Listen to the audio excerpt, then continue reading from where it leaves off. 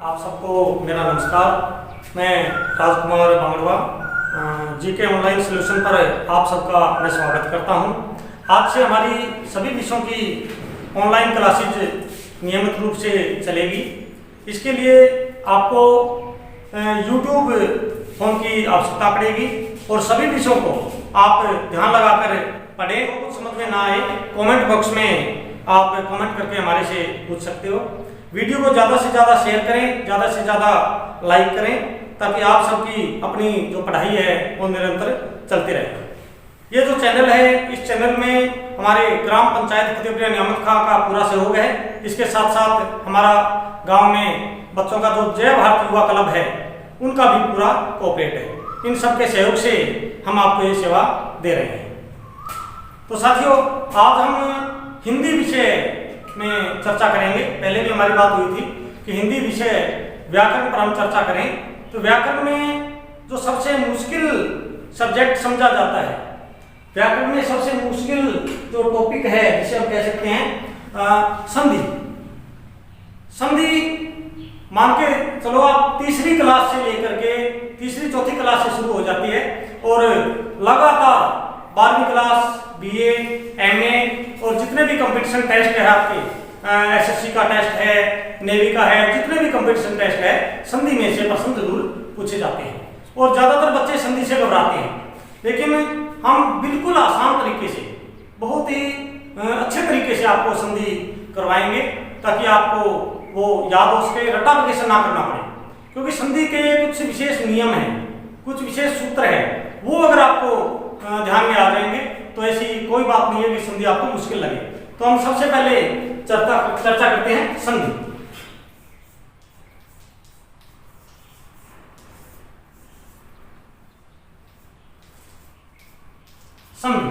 संधि नाम से ही लगभग कई बार क्लासों में बच्चों से बातचीत होती है, बच्चे घबराते हैं, लेकिन सिंपल तरीके से हम कोशिश करेंगे समझाने की। संधि जो शब्द है सम जमा धी, दो शब्दों के योग से बना है। सम जमा धी संधि। संधि और समास दोनों जो है आपके, उसमें थोड़ा सा डिफरेंस है। वर्णों का आपस में वर्णों का मेल हो जाए वह संधि कहलाए, एक देसी फार्मूला है। और आपस में शब्दों का मेल हो जाए वो समास कहलाए। लेकिन हमारा जो मुख्य विषय आज का रहेगा वो संधि रहेगा। हम संधि पर ही आज बात करेंगे, समास को अगले चैप्टर में लेंगे। संधि तो आपस में, मैं लिख के बता देता हूं आपको, आपस में वर्णों का मेल हो जाए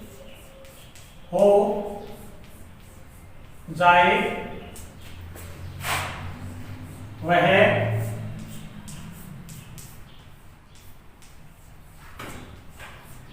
संधि कहलाए। मैंने ये कोई पूरी परिभाषा नहीं लिखी, एक बिल्कुल दो टाइप में इसके आपको समझाने के लिए बताया हुआ है, ताकि इस दो को अगर आप याद रखोगे तो इसकी परिभाषा अपने आप बन जाएगी। क्या कहता है? आपस में वर्णों का मेल हो जाए वह संधि कहलाए। यानी आपस में वर्णों के मेल से ही संधि बनती है। संधि का मतलब क्या होता है? मेल, जोड़, योग। तो वर्णों का मेल, जैसे संधि से पहले, हम शुरू करने से पहले हमें वर्ण विन्यास का थोड़ा ध्यान, टॉपिक को थोड़ा सा मैं इधर बोलता हूं, वर्ण विन्यास का ध्यान रखना पड़ेगा। क्योंकि वर्ण विन्यास है, उससे क्या करेंगे, हम संधि को सही पहचान पाएंगे। जैसे संधि से पहले थोड़ा सा हम एक चर्चा जरूर करूंगा वर्ण विन्यास, क्योंकि वर्ण विन्यास के आधार पर ही संधि हम आगे बढ़ सकेंगे। हमें वर्ण विन्यास का जरूर ध्यान होना चाहिए। जैसे उदाहरण लेते हैं हम, विद्या, विद्या प्लस आल्य। तो इनका वर्ण विन्यास अगर हम करेंगे, एक एक वर्ण को अलग अलग करेंगे, वह ई प्लस द प्लस ये प्लस आ, विद्या प्लस हा प्लस ले प्लस ए प्लस ये प्लस आ। वर्ण विन्यास का हमें संधि से पहले ज्ञान होना चाहिए, क्योंकि एक एक वर्ण को हमने अलग कर दिया है। तो संधि में क्या है, आपस में वर्णों का मेल होता है। और अगर पूरी परिभाषा की अगर हम बात करें कि यदि प्रथम शब्द की अंतिम ध्वनि और दूसरे शब्द की प्रथम ध्वनि दोनों का मेल होने से जो विकार उत्पन्न होता है वो संधि कहलाती है। प्रथम शब्द की अंतिम ध्वनि, अब यहाँ पर हम विद्या प्लस आले, तो प्रथम शब्द की अंतिम ध्वनि हमारे पास क्या आई है, आ आई है। देखने में ये लगता है, अधिकतर बच्चों से बातचीत होती है तो पूछा जाता है उनसे प्रथम शब्द की अंतिम ध्वनि क्या है, तो तुरंत बताते हैं या। तो इसमें ध्यान से देखिए, प्रथम शब्द की अंतिम ध्वनि या नहीं है, यहाँ पे प्रथम शब्द की अंतिम ध्वनि आ है। तो वर्ण विन्यास करने से हमें पता चला है कि प्रथम शब्द की अंतिम ध्वनि क्या है और दूसरे शब्द की प्रथम ध्वनि क्या है, इसमें आ। तो इसकी पूरी परिभाषा इस दोहे के आधार पर हम बना सकते हैं। यदि प्रथम शब्द की अंतिम ध्वनि का दूसरे शब्द की प्रथम ध्वनि का दोनों का मेल करवा दिया जाए, उससे जो विकार उत्पन्न होता है, जो परिवर्तन उत्पन्न होता है, वो एक नया स्वर बनता है, उसे हम क्या कहते हैं, संधि कहते हैं। तो संधि में हमें विशेष ध्यान रखना होता है, प्रथम शब्द की अंतिम ध्वनि और दूसरे शब्द की प्रथम ध्वनि। अब आगे हम बात करते हैं संधि के भेद, कितने प्रकार की संधि होती है। संधि 3 प्रकार की होती है। सबसे पहले स्वर संधि, उसके बाद व्यंजन संधि और विसर्ग संधि। तो हम चर्चा करेंगे, सबसे पहले हम चर्चा करेंगे स्वर संधि। हाँ, तो हम बात कर रहे थे संधि के 3 भेद हैं, संधि के 3 प्रकार हैं। तो सबसे पहले पहला जो भेद है संधि का, पहला जो प्रकार है स्वर संधि, दूसरा व्यंजन संधि, तीसरा आपका आ जाता है विसर्ग संधि।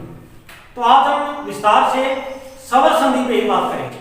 अब देखो स्वर संधि, स्वर, इस पे ध्यान दो आप, इसकी जो परिभाषा है रटने की जरूरत नहीं है स्वर संधि की, इसके अंदर ही छिपी हुई है स्वर संधि। यानी स्वर के साथ स्वर का मेल हो जाए वह स्वर संधि कहलाए।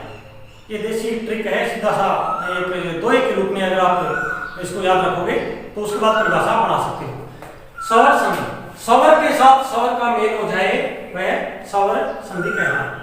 तो पहले भी बताया था, यदि प्रथम शब्द की अंतिम ध्वनि स्वर हो, उसके बाद दूसरे शब्द की प्रथम ध्वनि भी स्वर हो, दोनों का मेल करवाया जाए, दोनों का योग करवाया जाए और उसमें जो विकार उत्पन्न होता है वो स्वर संधि कहलाती है। अब इसे विस्तार से यूं भी कह सकते हैं, यदि प्रथम शब्द की अंतिम ध्वनि स्वर है, उसके सामने दूसरे शब्द की प्रथम ध्वनि भी स्वर है, दोनों का आपस में मेल होने से विकार उत्पन्न होता है, वो स्वर संधि कहलाती है। तो हम एक उदाहरण के द्वारा इसे समझाने की हम कोशिश करेंगे। स्वर का स्वर के साथ मेल हो जाए वह स्वर संधि कहलाए। यानी प्रथम शब्द की अंतिम ध्वनि अगर स्वर है और दूसरे शब्द की प्रथम ध्वनि भी स्वर है, दोनों का मेल होने से जो विकार उत्पन्न होता है, परिवर्तन उत्पन्न होता है, वो स्वर संधि आपकी कहलाती है। स्वर संधि, स्वर का स्वर के साथ मेल हो जाए वह स्वर संधि कहलाए। यानी इसकी परिभाषा आपको रटने की जरूरत नहीं है। संधि आपस में वर्णों का मेल होता है, स्वर स्वर यानी प्रथम शब्द की अंतिम ध्वनि भी स्वर है और दूसरे शब्द की प्रथम ध्वनि भी स्वर है, वो स्वर संधि होती है।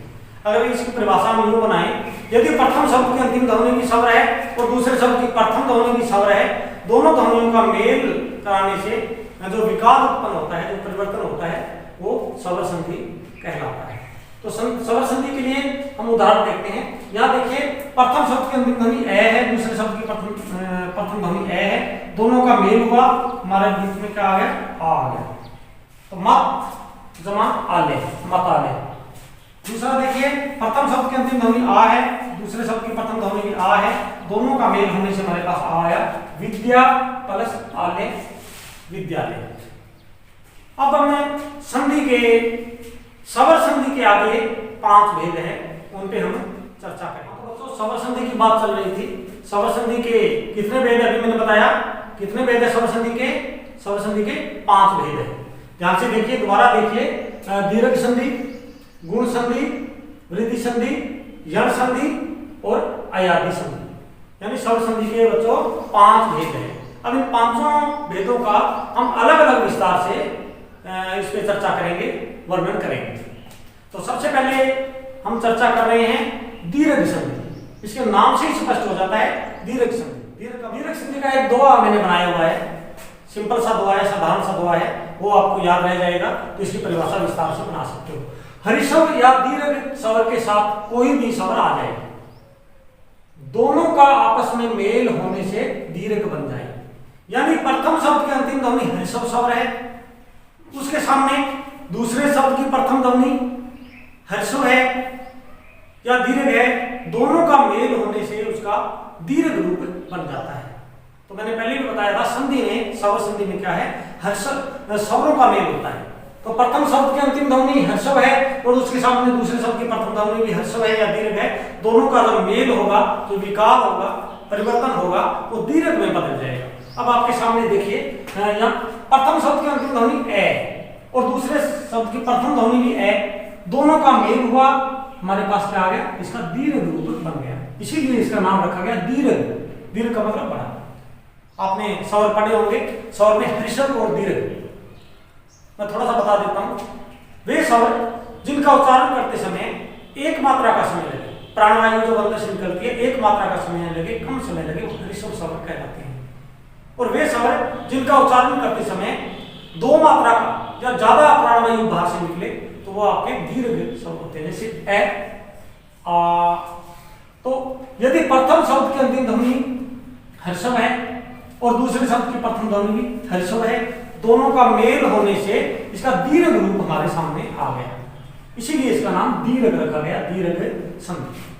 और देखिए, प्रथम शब्द की अंतिम ध्वनि अगर ए है, हर्षव है, दूसरे शब्द की प्रथम ध्वनि आ है यानी दीर्घ है, दोनों का विकार होने से, परिवर्तन होने से हमारे पास है इसका दीर्घ रूप ही आ जाएगा। प्रथम शब्द की अंतिम ध्वनि अगर आ है, दूसरे शब्द की प्रथम ध्वनि ए है, दोनों का मेल होने से इसका दीर्घ रूप हमारे सामने आएगा। प्रथम शब्द की अंतिम ध्वनि अगर आ है और दूसरे शब्द की प्रथम ध्वनि भी आ है, यानी दीर्घ प्लस दीर्घ, तो इसका भी क्या है, दीर्घ रूप बन जाएगा। इसी तरह ये देखिए, यदि प्रथम शब्द की अंतिम ध्वनि हर्षव है, ई है, और दूसरे शब्द की प्रथम ध्वनि अगर दीर्घ है, तो दोनों का मेल होने से हमारे पास यहाँ दीर्घ आ गया। प्रथम शब्द की अंतिम ध्वनि भी हर्षव है, दोनों भी हर्षव है, तो इसका मेल होने से दीर्घ आ गया। दोनों ही अगर दीर्घ है, इसका भी दीर्घ, प्रथम शब्द की अंतिम ध्वनि दीर्घ है और दूसरे शब्द की प्रथम ध्वनि हर्षव है, इसका मेल होने से इसका दीर्घ रूप बन जाएगा। इधर देखिए, प्रथम शब्द की अंतिम ध्वनि उ हर्षव है, दूसरे शब्द की प्रथम ध्वनि भी हर्षव है, तो इसका भी क्या है, दीर्घ रूप हमारे सामने आ जाएगा। प्रथम शब्द की अंतिम ध्वनि उ, यहाँ हर्षव है और यहाँ दीर्घ है, ये भी क्या बन जाएगा, दीर्घ रूप इसका बन जाएगा। यहाँ भी दीर्घ है प्लस दीर्घ, ये भी दीर्घ रूप बन जाएगा। ये भी दीर्घ है, ये हर्षव है, तो इसका दीर्घ रूप बन जाएगा। कुल मिलाकर बच्चों, कहने का मतलब ये है, यदि प्रथम शब्द की अंतिम ध्वनि दूसरे शब्द की प्रथम ध्वनि दोनों में से हर्षव या दीर्घ कोई भी आ जाए, दोनों का मेल होने से उसका दीर्घ रूप बन जाएगा। देसी भाषा में हम कहते हैं बड़ा रूप इसका बन जाएगा। बच्चों, दीर्घ संधि की हम बात कर रहे थे, तो उदाहरण देखिए दीर्घ संधि। अभी मैंने अलग अलग हर्षव और दीर्घ का, दीर्घ और हर्षव का मिलान करके आपको बताया। तो उदाहरण हम देखते हैं।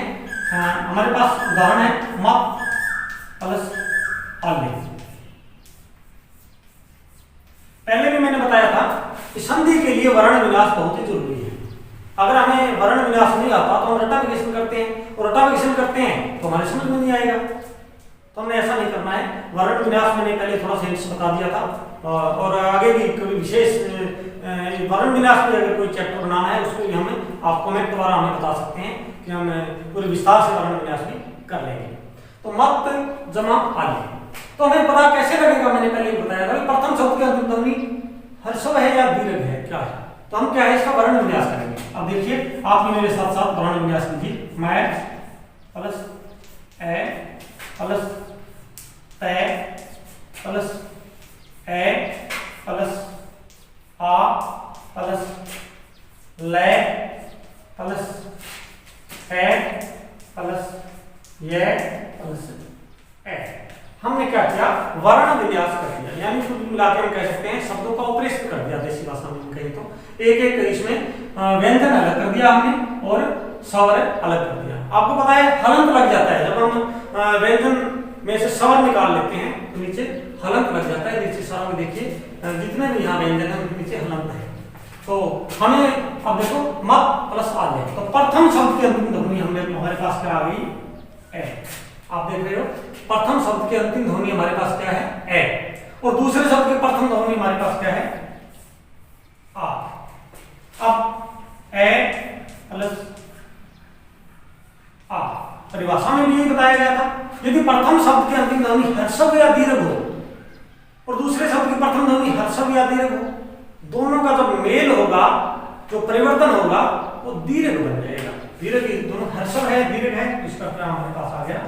आ गया, दीर्घ आ गया, यानी दीर्घ बाकी हम मात्रा भी हम यहाँ कह सकते हैं। अब इसकी संधि करनी है। मैं इन दोनों को देखो इकट्ठा लिखना है। मैं हलंत हट जाएगा क्योंकि इसमें स्वर समावेश हो गया। तय, अब हमारे पास क्या है यहाँ? तय हलंत वाला है, स्वर रहित है मान लें, तो ना तो इस स्वर को हम लेंगे ना इसको लेंगे। इन दोनों का मिलान होने से जो विकार आया है, परिवर्तन आया है आ, यानी आ की मात्रा, इसको हम यहां लगाएंगे। मैं ता, उसके बाद फिर ले, उसके बाद ये देखिए मत प्लस आले मत आले। इसी तरह एक और उदाहरण हम देख लेते हैं, ई वाला देख लेते हैं। हरि जमा ईश, हरि जमा ईश, हरि प्लस ईश, तो वर्ण विन्यास सबसे पहले हम करेंगे। है प्लस ए प्लस रे, वर्ण विन्यास कर रहे हैं हम, प्लस ई, यहाँ बड़ी ई है तो यहाँ बड़ी ई आएगी इसमें, और उसके बाद बड़ी ई प्लस से ए। अब देखिए प्रथम शब्द की अंतिम ध्वनि हमारे पास क्या आ गई? ई, और दूसरे शब्द की प्रथम ध्वनि हमारे पास क्या आ गई? ई। दोनों का मेल करवाएंगे, यहाँ अलग भी लिख सकते हैं आप ध्यान से समझने के लिए। ई, प्रथम शब्द की अंतिम ध्वनि ई है, दूसरे शब्द की प्रथम ध्वनि ई है, दोनों दीर्घ है, तो इनका दीर्घ संधि की बात हम कर रहे हैं, तो दीर्घ ही रूप यहाँ पे बनेगा, यानी बड़ी ई की मात्रा। अब इसकी हम संधि करते हैं, हलंत हट जाएगा तो अंदर मिला देंगे। है प्लस रे, और रे के अंदर इन दोनों ध्वनियों को हमें छोड़ देना है। इसका जो विकार उत्पन्न होकर के हमारी वी है तो बड़ी ई है और हरीश। तो इस प्रकार बच्चों ये दीर्घ संधि के कुछ उदाहरण हैं। आपने घर पे इसके और उदाहरण करके देखने हैं। फिर भी कोई आपको अगर समझ में ना आए, अपने कॉपी में अपने नोट डाउन करने हैं, कोई उदाहरण समझ में ना आए तो हमारे चैनल पे आप कमेंट करके हमें बता सकते हो और कुछ सुझाव भी आप दे सकते हो। तो आप अच्छी तरह से इसका घर जाके पढ़ें, अपना अच्छा मनन करें, और अगला जो चैप्टर है हम इसका जो शेष भाग है अगले लेसन प्लान में हम देंगे। धन्यवाद, जय हिंद।